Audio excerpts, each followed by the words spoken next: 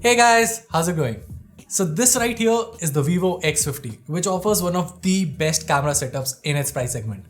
Now this right here is the OnePlus 8 that offers a lot of features, but the camera is something that has always been a downfall for the OnePlus devices, and OnePlus 8 isn't that far apart from the tree. So how do both the devices fare against one another? Well, you've already read the title, so let's see what kind of a difference you can expect with a price difference of rupees 10,000. Does the Vivo X50 do enough to make it a better camera phone as compared to the OnePlus 8? Or does the OnePlus 8 still pack in a punch? Let's find out. This is Varun from Guiding Tech, and let's get started.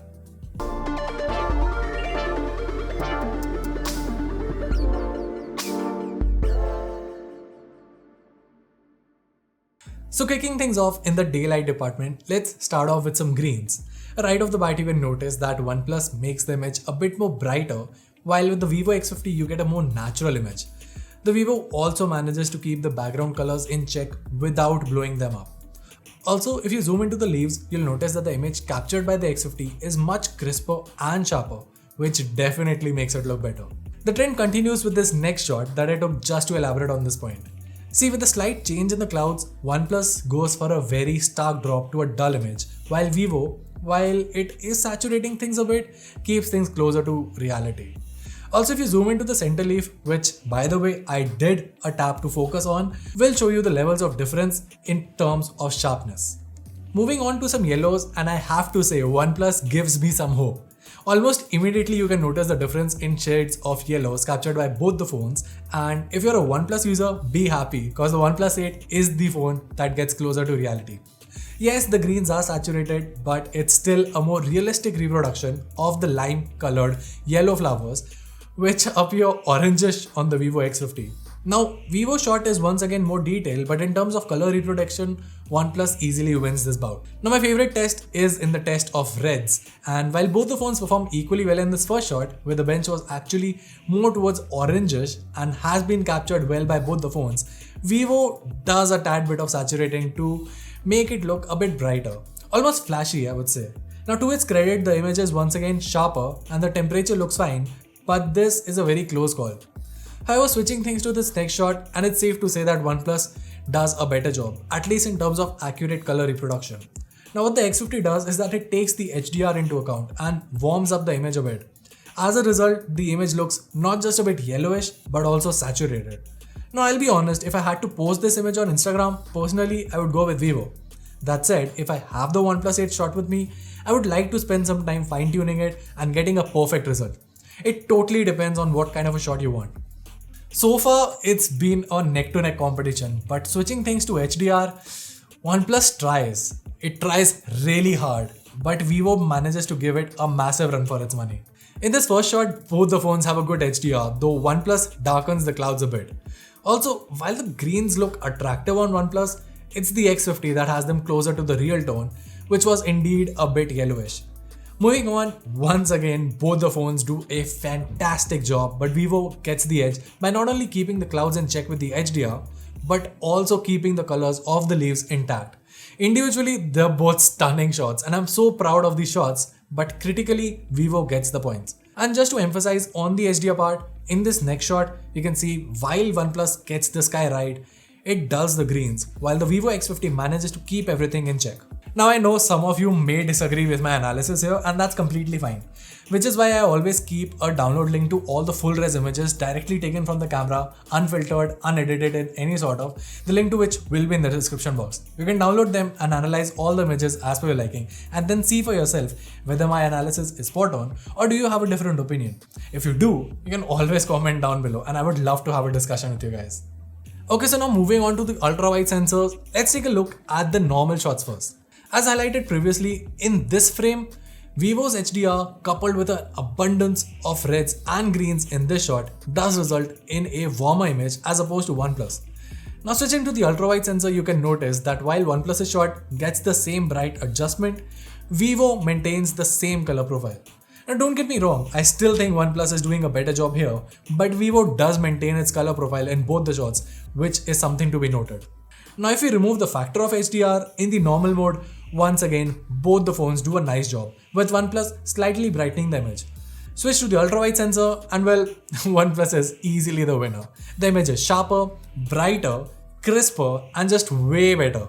The X50 does get a bit more wider, it seems, but I would still pick the OnePlus 8's ultra-wide sensor over the X50. Now moving on to full-res images, both the phones pack in a 48 megapixel sensor, though Vivo's image is comparatively quite larger in size, as in file size, as compared to the OnePlus 8.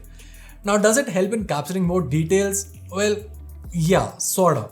So at 100% crop, you can see that the Vivo's image is sharper as compared to the OnePlus 8, where you can easily make things out without any smudging. Though it's pretty obvious that it's mostly over-sharpening and I feel it's not a massive difference in most cases. Now what is worth mentioning is the fact that the Vivo X50 packs in a Snapdragon 730 processor, which although is a great processor, cannot quite keep up with the flagship 865 present on the OnePlus 8. So yeah, of what all the images that you just saw and will be seeing later on in this video, just keep in mind that the Vivo X50 is producing those results with a mid-range processor, while OnePlus is producing those results with a flagship processor. Moving on to macros, and boy are these two phones super close. I mean, just look at the level of detailing on both the shots. They're just neck to neck. Also, OnePlus's frame is a bit more wider too, so that definitely helps, considering you get the same level of clarity. Now moving on to human subjects, the Vivo X50 once again performs better by presenting a sharper image with more accurate colors as well. Like, just look at my t-shirt. Vivo shows it as black as it should be, while OnePlus 8 adds a reddish tint to this as well. Switching to the portrait mode, the color profiles and the sharpness remain the same. As for the edge detection, both the phones perform similarly, so there aren't a lot of talking points here. Both the phones have adjustable bokeh and you can fine tune it as per your liking. That said, for what it's worth, once again the X50 takes the massive points here. Now coming to videos, one of the most talking points was the level of stability. See, both the phones pack in OIS, but Vivo actually has a super stability mode that goes directly at 1080p 60 fps. On the OnePlus 8 on the other hand, even with that flagship processor, it's locked to 1080p 30 fps. I don't really understand why, but yeah, that's the way it is. As for the performance, well, here's a look. One thing that I need to highlight is the super stable mode has been turned on both the devices, though the OnePlus 8 only supports it up to 30 fps, while the Vivo supports it up to 60 fps. So if I just pan the camera around, you'll notice that Vivo's footage is obviously much more smoother, but that's also because of the fact that this video has been shot in 30 fps. So yeah, in terms of stability, I have to say that Vivo's stability seems way better. Like, it definitely looks like I'm shooting this on a gimbal. I saw some weird frame cropping there, but yeah, I mean, it definitely seems like Vivo is much better in terms of the video right now. Also in terms of colors, I have to say they aren't that far apart, but yeah, they both look good. Once again, pan the camera around, you can get an idea of the sky, colors, leaves and everything. And yeah, I mean, I have to say, I feel Vivo is doing a far better job here. I'm gonna start running a bit, and I think that settles it. Vivo is clearly acing this round. Now coming to selfies, right off the bat, OnePlus's selfie camera is a little more zoomed in. Also, as highlighted previously, the camera does present it with a reddish tint on my face. The image is definitely a bit more saturated on the OnePlus 8, while the X50 gets a more natural finish. Also, another interesting discovery that I made is the fact that Vivo does add some fake bokeh even in the normal selfie mode, which is evident if you super zoom into the edge of my specs. In this next shot, you can once again notice that OnePlus adds a reddish tint to my face as well as my t-shirt. Turning on the portrait mode, and once again the edge detection on both the phones is quite at par. It's not great, and personally I think I'd be fine with the bokeh mode off, but then again this is quite a challenging condition that the image was shot on, for which I think I can give both the phones equal credit, at least in terms of what they could manage for the edge detection. Now coming to selfie videos, I took a couple of videos from the phones, analyzed them on the spot, came back to my room, transferred the videos to my PC, analyzed them on my PC, and then I realized that my analysis on that spot was pretty much spot on. Check this out. Alright, so I'm recording 1080p 30 fps footage from the OnePlus 8 which is on my left and the Vivo X50 which is on my right. Both are shooting at 1080p 30 fps with no super stability modes available. One thing to note instantly is that OnePlus is way too cropped in. It's a little too much zoomed in. I don't really like it. Also, one more thing that I really have to point out is that, yeah, now things are better. But yeah, I think OnePlus is just the way it's cropping in. It just does not seem well aligned to my face. Not a big issue. In terms of color processing, both the phones are doing a great job. Actually, not a very great job, but yeah, they're both decent. OnePlus has a bit of saturation going on, and my face looks a bit red as well. So, not really fan of it. So I'm recording 1080p 30 fps footage from the OnePlus 8, which is on my right, and the Vivo X50, which is on my left. OnePlus is obviously a little more zoomed in, and it also is adding a little more reddish tint. The only reason I'm recording once again is because now the sun is more available, so you can get an idea of how the HDR processing works on both the phones in different lighting conditions. Right now the sun is on my right, bringing the camera, bringing the sun in my background. Now that I've put the over here, because like both of them have in the top left corner, so it's kind of tough to position them, but yeah, now they seem pretty good, pretty close. And yeah, actually I prefer the footage on the Vivo more here because it's more natural. Even the blue seems more natural here. You can still make out it's a navy blue stone, while on the OnePlus phone it looks like a different shade itself. Yeah, sorry, that was just a little swag moment. Anyway, yeah. Okay, now let's talk about low light photography, which probably has been the most talked about point for the X50 series. Now I do have a little factor to weigh in terms of how low light photography should be, but I'll talk about that at the end of this video. But let's just look at the camera samples first. So even in the normal mode, the X50 gets a lot of light in and does produce excellent details, while the OnePlus 8 struggles with a lot of noise. Turning the night mode on gives OnePlus a breath of life, while it gives Vivo a ray of sunshine. I mean, this shot looks like it was taken in the evening or something. Now I couldn't go to any monuments late at night, but if you do try and capture some landscape with decent lights, like this shot here, both the phones do a great job. Vivo's shot is definitely more detailed here, while OnePlus's party is slightly spoiled by the unfavorable noise. Turning the night mode here and both the shots look pretty much at par this time around. Yes, Vivo once again gets in more light, so there's that, but for this shot, I wouldn't mind living with the OnePlus 8. As for low light selfies, there is no night mode on the OnePlus 8. Selfies are just way better on the X50, and with the night mode turned on, they just look even better. Now, here's the main talking point in terms of night mode. See, people have been having this discussion quite a lot, and we in our team also have had this discussion, and we have different polarizing opinions on this as well. A lot of folks in my team actually prefer what OnePlus shoots, and in general, the kind of shot you would expect from night mode is something that you would see with your own eye. So what OnePlus captures is something exactly what you're seeing with your own eye, and people prefer that quite a lot.